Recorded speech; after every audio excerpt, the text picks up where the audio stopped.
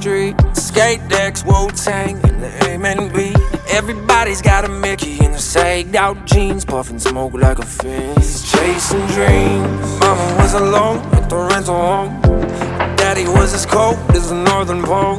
Everybody's got their pills on the bathroom shelf, trying to find themselves. Chasing dreams. Running heartbroken home.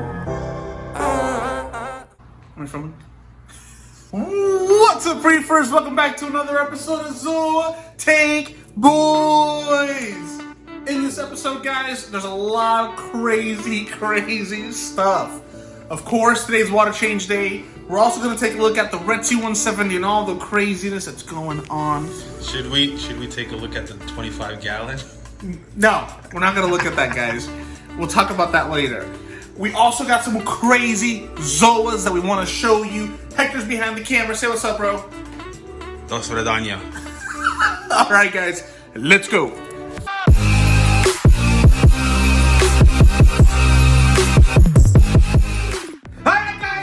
Bouncing zoas. Wait to see. Alright, guys, so as you guys just saw, we got some zoanthids.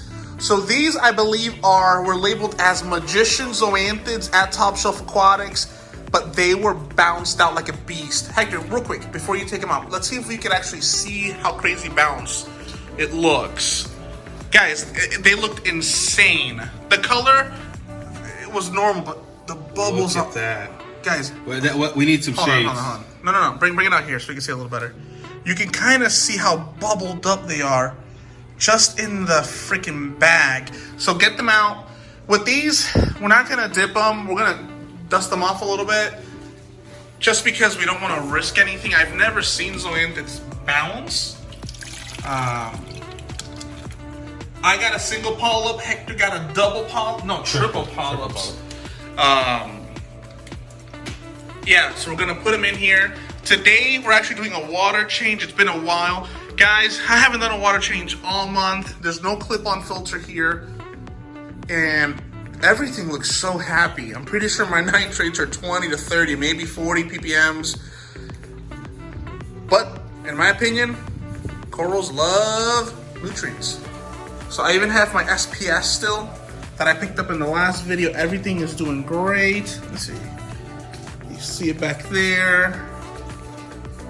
I glued some of them back there. There's some cool stuff on that frag rack. But how's everything looking? You see a little critters in there. There's critters in there? There might be some critters in there. They have the dip. So, oh no. Yeah, they're all hanging out right there. All right, well, I guess we're gonna have to dip. I dip, we dip, we dip. Guys, you can see how crazy these look, man. So let's take this lid off. Can you take the lid off? And then we do want to show you the 170, guys, because it's looking a little different these days in a good way. So one thing you're going to notice, too, on top of that, if you guys look at the Turn the frag flow rack, off. If you guys look at the frag rack, I actually brought over my Exosphere zoanthids, as well as my Gonzo's Golden Dragon mushroom. That's bounce. Which is bounced, yes. So the reason I brought him over here is because Manny's tank is like Miracle Grow. For some odd reasons, whenever I can't get any heads to populate, his tank does it for me. So we like to kind of share corals in a sense where if it doesn't look good in one tank, we put it in another. Yes, I already know the frag rack is a little dirty. As you can see, we have a snail there going to town. There's also a, focus. There's also a red planet frag up there.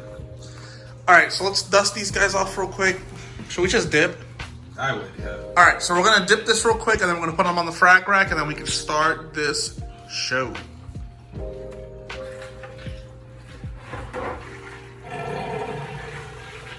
So Hector, how often do you do your water changes? I do it every 2 weeks. Every 2 weeks. You do how much percentage? I do anywhere from 15 to 20%. Alright, so let's leave a comment. Let me know how often you do your water changes. I honestly think people do water changes too much. Too often? Yeah, too often. They do the water changes too often. Alright, so first one's done. Guys, you guys are in for a treat when you see what we got. It's just nuts. Yeah, just to elaborate on what he's saying, there's been some things circulating on social media, if you guys are like into other reefers and whatnot, and it's kind of rare to find when you find different corals bouncing out of the ordinary.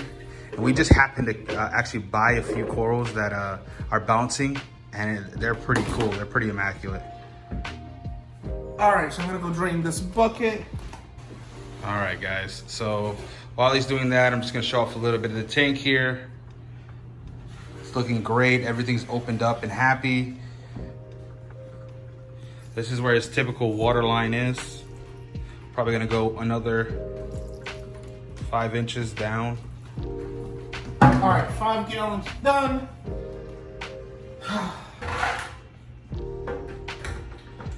And before anybody asks the question, yes, I have sucked up salt water many times. And it is very unpleasant.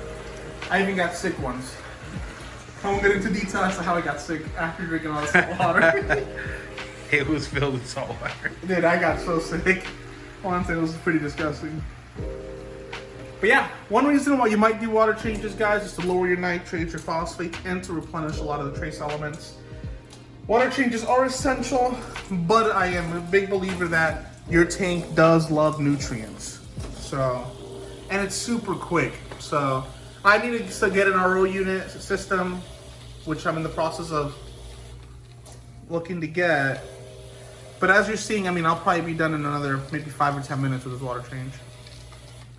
Now, I know we haven't had a chance to really talk too much about one of his prized fish in here, but if you guys can tell back there, got a marine beta a while back. He likes to hide behind the rocks, so he doesn't really get too much airtime, but he's a pretty awesome fish. He actually keeps the peppermint shrimp at bay from eating any coral. All right, guys, last 5 gallons. Now, I gotta be honest. I hate doing water changes. Like, I hate it. I hate cleaning up socks. I hate doing all that stuff.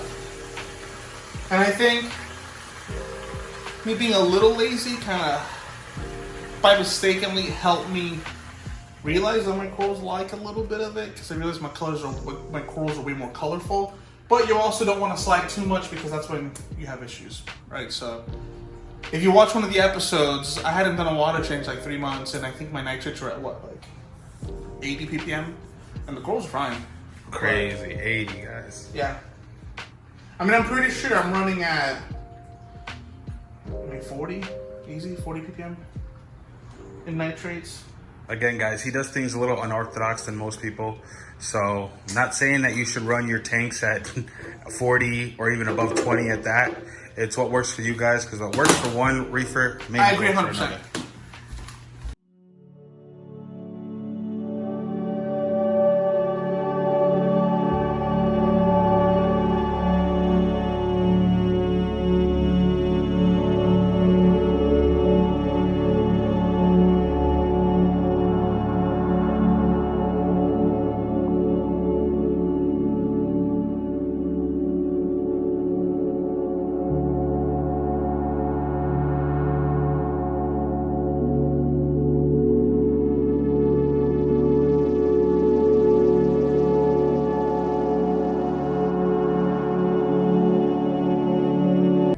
Alright guys, so here we have the Red Sea 170, aka Fire Island, the Anemone tank. So this tank is pretty much dedicated just to bubble tip anemones so far. There's about 5 black widows. So there's 4 big ones and 1 baby. 2, 4, 5. No, there's 5 big ones and 1 baby in there, and 2 rainbow bubble tips. So I do have the flow off, but this tank, guys, I mean, it's in my work office, so I mean, I'm literally staring at this all day long. Lighting wise, we're running a Radeon XR15 Gen 5 blue. For flow, we have the Nero 5. I did take off the back panel on this Red Sea 170. I believe there's a video on that we did a while back. And we added LEDs to pop in the back. But Guys, this tank is incredible.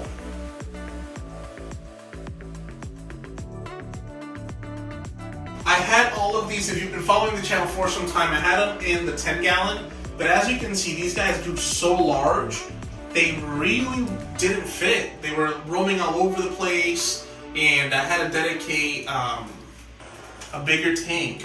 So they've been splitting, look, yeah. And I'm not a big Anemone fan, guys, but with these guys, I don't know what it is. Let's do a top-down shot. So regarding Livestock, there's a pair of clowns, which are my OGs, Gomez and Morticia. I do have a 6-line Ras. There is a Sailfin Tang. Now, that Sailfin Tang has grown substantially since I got him. If you guys watched the video where Hector gave him to me. So Hector is in the plans of upgrading, and that will be rehomed. So Tang Police, Keyboard Warriors, hang tight, because that will be happening. Now today we are doing a water change on this reef aquarium, but guys, super system, super simple system. I do have a sand sifting goby, which helps me keep everything clean. Oh, and how could I forget, there is a blue spotted jawfish. I don't know if you'll be able to see him, he is in the back. But this tank, guys, I run little flow on it. And the reason I run little flow on it is because, me personally, I think that's one of the secrets to having your bubble tip anemones bubble. I notice when I step up the flow, the rainbows will lose their bubbles. Now the black widows don't have any. Sometimes they bubble up, sometimes they don't. But the rainbow bubble tips, they're getting their bubbles. It's kind of hard to avoid the glare on it, but in person, guys, this tank looks stunning. It's running an octo skimmer, and that's pretty much it. Oh, and I do have a heater, of course, to regulate the heat. But leave a comment below. Let me know what you think. Hector, what do you think? I think that this tank is immaculate. How big these nems have gotten since we first got them, it's crazy. Now, guys, I have been wanting to add the green anemones, maybe even a Colorado sunburst, but I have heard of times where anemones will eat each other, so it'd be a shame to add a different type of nem and then it get eaten. So leave a comment below if you've mixed different anemones up. I know with rainbow bubble tips and black widows I haven't had any issues, but how about a Colorado sunburst, a Chicago sunburst, or any of the other ones? Have you guys had any success keeping them in an aquarium with others? Alright, Reefers, so I hope you guys enjoyed this week's episode of Zoa Tank Boys. Don't forget to like, subscribe, leave a comment, follow us on Instagram. We appreciate all the love. We read all the comments, so we do appreciate it. Till next time, Zoa Tank Boys out.